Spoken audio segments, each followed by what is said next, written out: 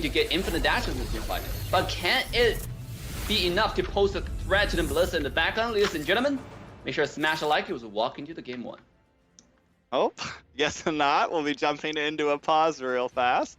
So it gives us a little more time, Dave, a little more time to bond, a little more time to grow our friendships as we talk about Mobile Legends. Now, let's get back to it. If we had to decide, right, I feel like both teams, their marksmans are kind of late game, right?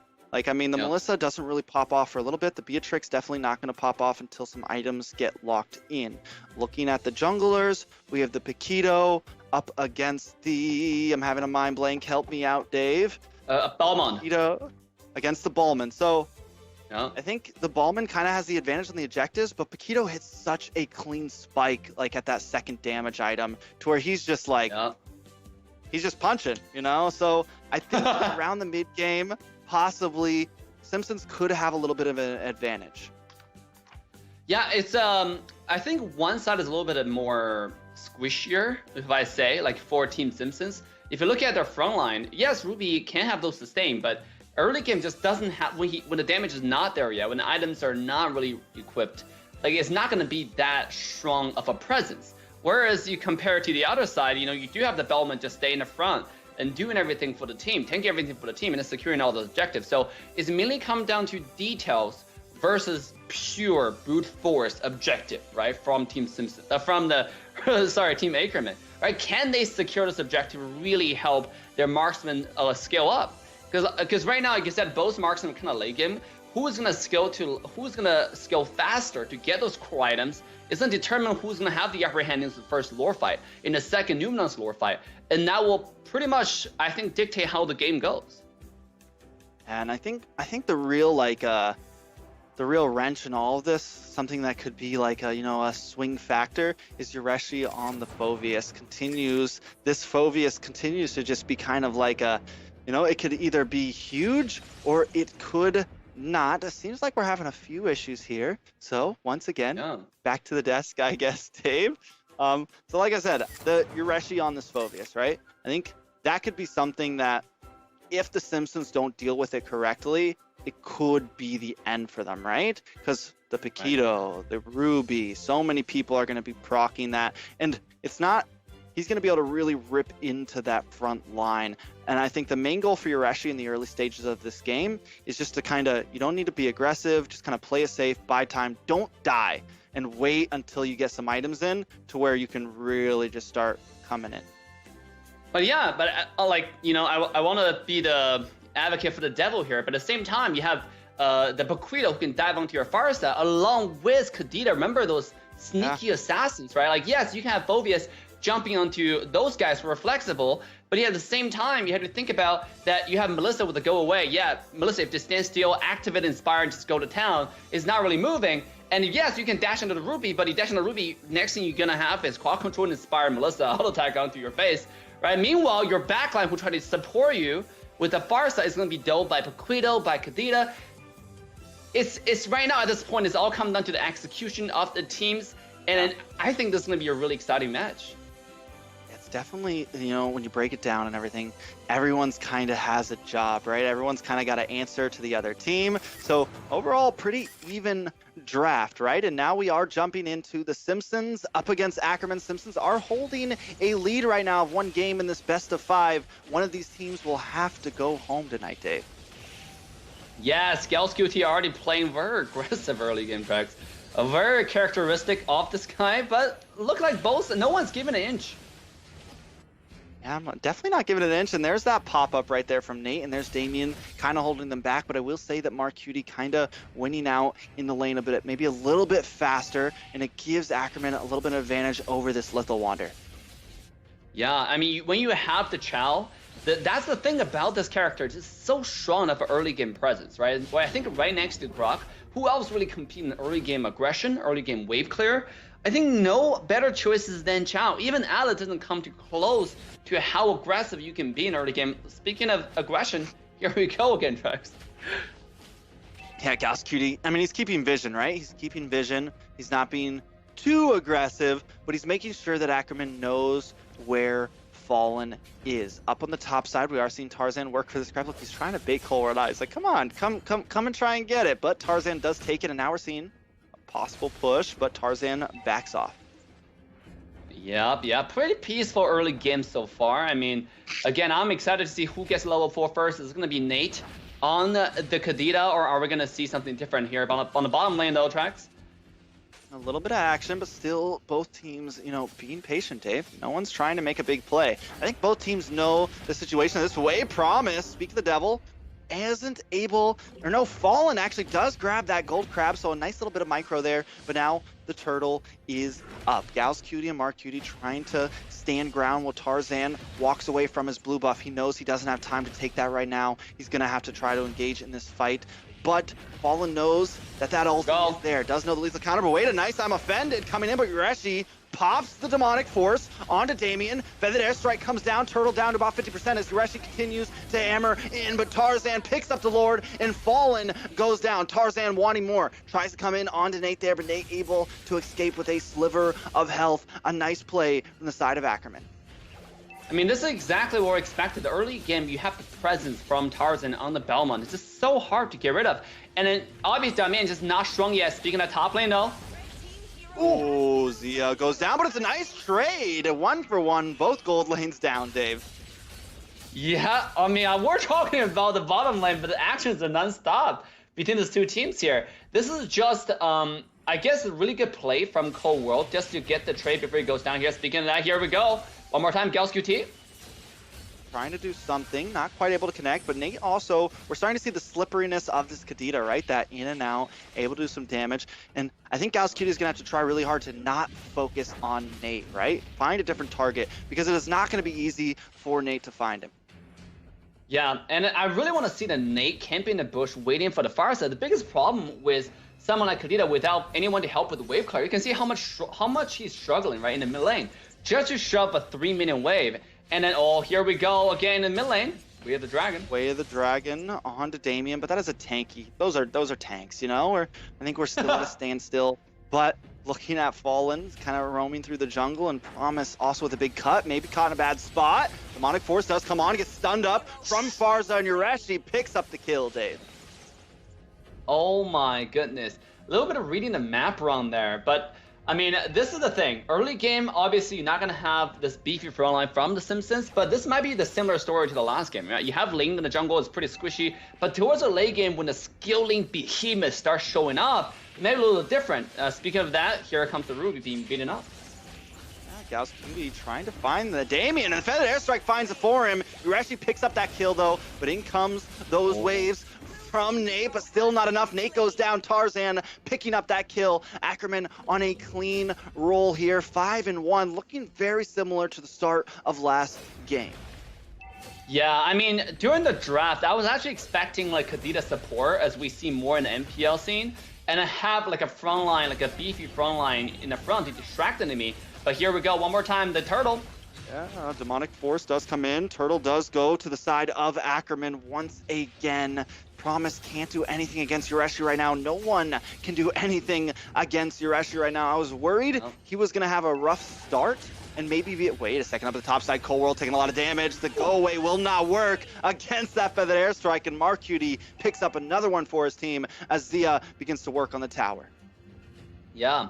Right now, it's just the biggest problem for the entire set of Simpsons. They don't have vision control inside of the bushes, right? Like, and they don't have wave clear. They don't have someone who can help the Kadita to clean this wave. And if you have Kadita support, you don't have this problem. You just need to somehow get level 4, and you camp the whole game, right? You don't have to worry about showing yourself and worry about the wave clear. And that's something I think Simpsons really missed opportunity there, where they could have done something with a more sneaky support Kadita, just go for your mage the whole time, trading a much less resources for a mid lane, for someone that's much more important in the game. Yeah, I mean, and they probably could have gotten something, like they could have went for a Kagura or something that kind of does the same exact thing as this Kadita. But wait a second, nice way the dragon on to Damien here. Does flicker in, uses the I'm offended. Not able to quite get the kill. Tarzan used the lethal counter, but can't get the finish. Conceal used defensively just to get away from for the Simpsons right there, but Mark Cuty's trying to make another play down to the bot side as they use the Feathered Airstrike onto Promise.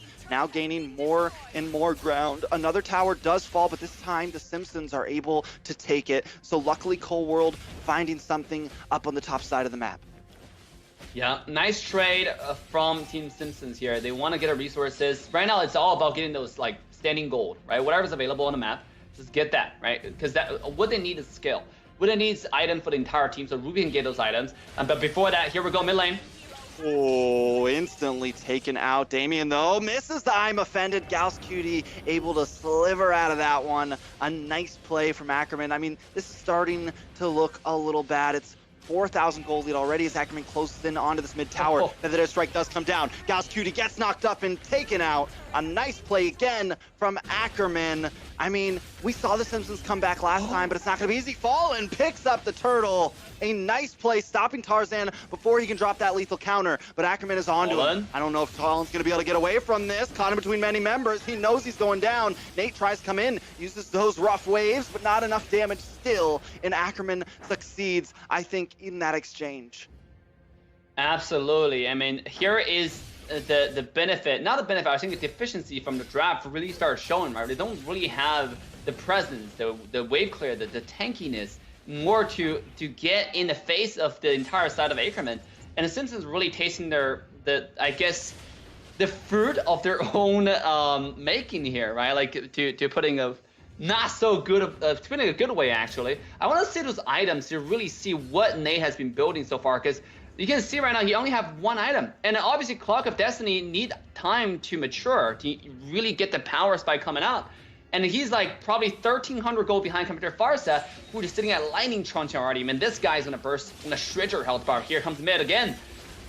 Yeah, a little bit of action. Mark Cutie does drop the Feathered Airstrike. Nate instantly taken out from Urashi. Urashi continues to push forward though. Mark Force crashing down. A nice lockup, a nice hook, but still not enough because the Simpsons are falling, all for the price of Gauss Cutie. They are able to take 3 members as ACKERMAN continues to push in. This next tower could go down here. Mark Cutie, Urashi, and Zira continue to push in, and now they may even go for this inhibitor. The inhibitor will be able to defend itself here, but the tank minion will fall finally, so ACKERMAN is pushed away and look to find other ground. Promise looking for something, maybe trying to get an ambush onto Zia here. Watch out for this. Promise comes in, trying to use the Abyssal Strike. Not able to get the finish, and Promise goes down. A huge miscalculation and a big whiff on that ultimate.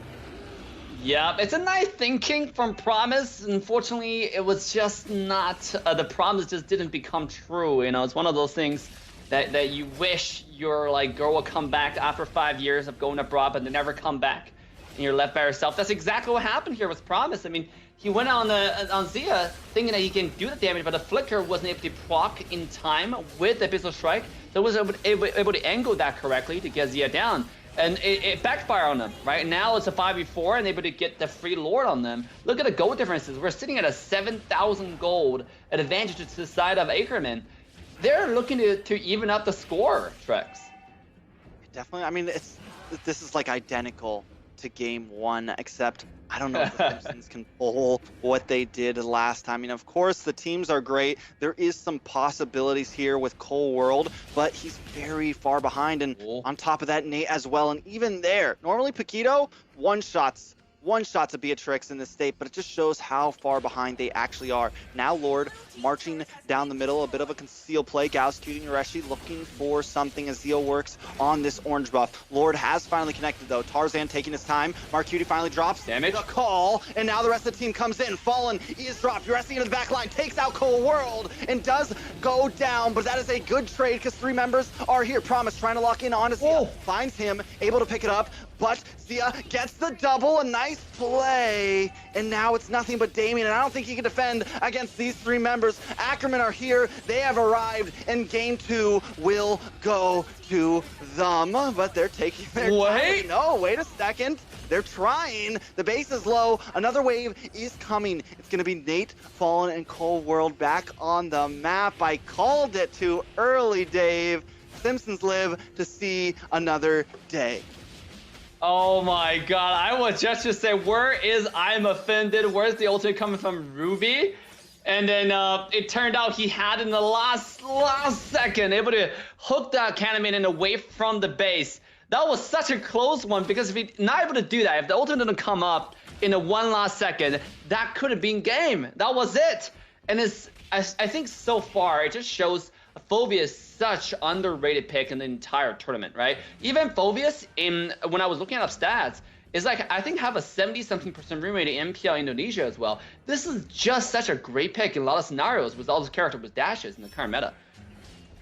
Yeah, he definitely does a great job, and we're seeing it now as Yureshi uses it to its maximum potential. Mark Cutie brings down the Feathered Airstrike. Members of Simpsons are brought down to half health, but an Ice I'm offended onto Yureshi. Gets him knocked up, but the Demonic Force keeps on coming. Raining down fire as ACKERMAN continues to push in. Nate goes down. Yureshi wants more. He will finally go down. Fallen able to bait him in a little bit deeper than maybe he should have gone. Gauss Cutie maybe next here. Fallen looking for something. Damien as well. Maybe gets the lockup, but Tarzan doesn't want to go too deep. It's a 3 versus 4, but the Simpsons are taking this siege well. Able to defend it. ACKERMAN still not able to quite finish the game. I think if we were somehow like able to, for Team Simpsons to win this game, they still have a chance. If they can sustain the damage, the blast, the combo, the wombo combo from the entire side of ACKERMAN, for this Luminous Lord, they might have a chance. Because just now you saw Cold World staying under tower and using the Spire. He's able to sustain at least for like a good 3 seconds there, right? Like, if he's able to get one more extra item, this might just be it. This might just be the counterplay they needed. Oh, here we go. Lord is already down and kicked right into an Abir's Passion. Fallen will fall once again as ACKERMAN continues to push forward. Another ult coming out from Zia to keep them away, but Simpsons are going to be sieging up once again. They do well in these sieges, I must say. They're able to survive against the odds, against what people think, but this time it's only getting harder. Zia going to use the sniper to chip away at this tower. Going to be able to take it. That's 2 inhibitors down now. Lord coming down the mid. Yeah, you're gonna have 2 completely synergized, actually 3 completely synergized wave coming down from all 3 lanes. Top lane has already been cleared. You see the middle wave flushing in, middle lane coming in, bottom lane coming in, and you only have 1 little tower standing track. This might just be it. But watch for Promise on the backside. Maybe a little bit too late, but the Feathered Airstrike does come in. Connects onto Mark Cutie. Hits the Abysmal Strike, but not able to make it. Lord at the base. 3 members of Simpsons already down. Nothing but Damien and Fallen will defend, and it's just not enough. ACKERMAN take game 2 in this best of 5. Absolutely, and here is the power of why you cannot just draft for the late game and think about the late game, right? Like literally, Yureshi just popped off. With that Phoveus this entire game, you might think, okay, if I can able to sustain until the 15 minutes, right? If I